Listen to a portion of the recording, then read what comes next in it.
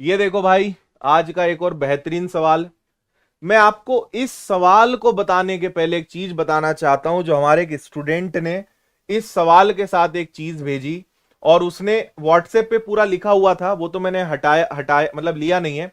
लेकिन आपको जान के खुशी होगी कि ये सवाल आज फिर एक और सवाल अपनी किताब का आया है। ये देखो, the winners institute maths by Aditya Patel, और यहां पर जाओगे तो ये अपना सवाल है भैया, है ना। अपनी मैथ्स की बुक का पेज नंबर 80 पर आपको 81 सवाल मिलेगा। और ये कौन से चैप्टर का है? ये घातांक व करनी चैप्टर का है, सर्ड्स एंड इंडाइसिस चैप्टर का ये सवाल है। और अपनी एडवांस मैथ्स वाली जो बुक है उसके अंदर ये सेम सवाल आज आया है, और ये परीक्षा का सवाल है, 17 अगस्त तीसरी शिफ्ट का सवाल। और अपनी मैथ्स की किताब का सेम सवाल। कौन सी वाली? अगर आपके पास ये है एडवांस मैथ्स, तो इसमें आप इसको ढूंढ सकते हो, है ना। और नहीं तो मैथ्स फाउंडेशन बैच में जाना, घातांक करनी में जाना, 81 नंबर का सवाल आपको ये मिलेगा, ठीक है। तो जिनके पास किताब नहीं है, चाहें तो आप ले सकते हैं। कैसे लेना है मैं आखिरी में बताऊंगा, फिलहाल हम इसको हल करेंगे, है ना। और इसका सॉल्यूशन किताब में भी है। और आपको मैं बता दूं कि ऐसे बहुत सवाल मैंने कराए हैं। ये तो चलो एक सवाल है, इस चैप्टर में इसी प्रकार के सारे सवाल भरे पड़े हैं। ये देखो, ये सवाल है ना।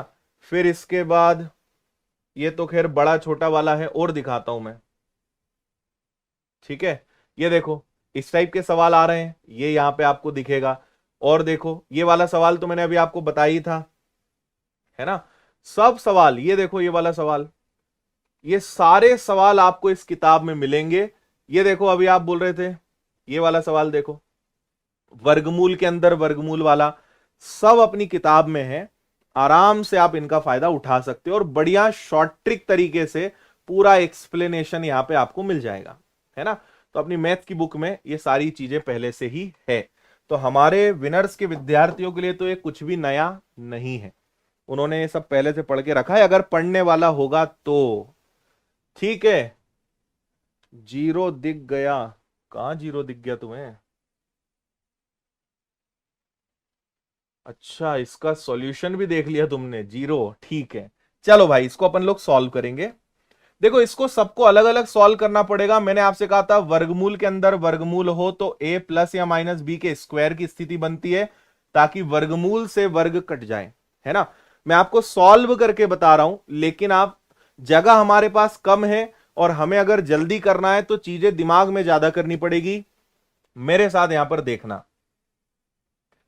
देखो, आपके पास यहां पे 140 है। 140 अपने आप में क्या होता है? ये 35 का 4 गुना होता है, बोलो हां। 4 बाहर निकल के 2 और 35 बन जाएगा।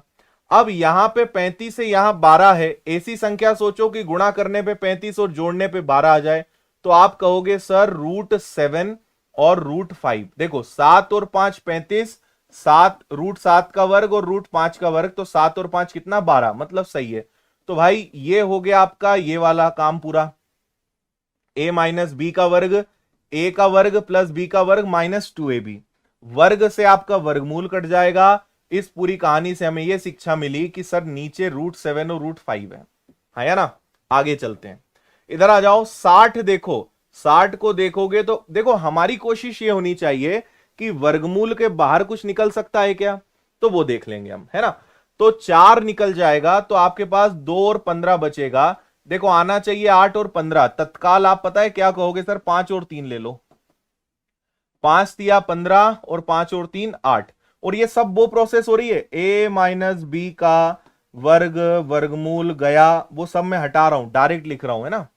इधर आ जाओ, ये 2 है, 84 है, तो 4 और 21 ले लेते हैं। अब देखो, 21 मतलब 7 दिया 21, 7 और 3 ले लूं, 7 और 3 10, 7 दिया 21, तो √7 और √3। बहुत बढ़िया।